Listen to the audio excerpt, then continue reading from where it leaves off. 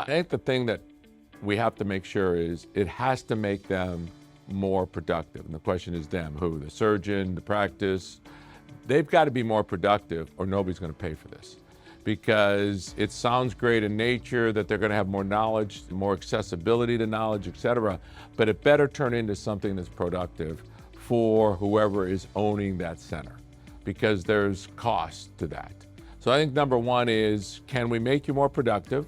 There are certain aspects of AI, such as surgical planners, which I know, because we did it at Veracity through ZEISS, is making doctors more productive because they're better understanding and better outcomes for the patient.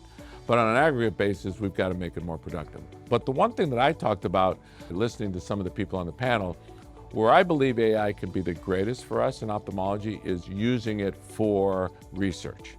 Having the internal efforts to be able to understand data to have better outcomes for our great investments in R&D.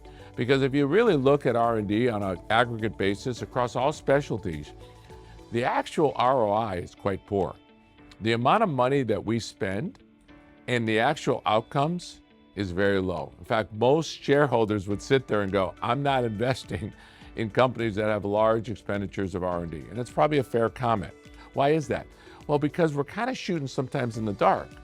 But if we were able to harbor the knowledge that was illustrated on the board today of actually knowing the patients, using a large group of patients to be able to harbor that knowledge, I think you're going to see a greater return on R&D. So what's that mean? Better efficiency, better outcomes, more new products, and actually killing the ones early that are costing a lot that's really related to failure. So I love AI for R&D.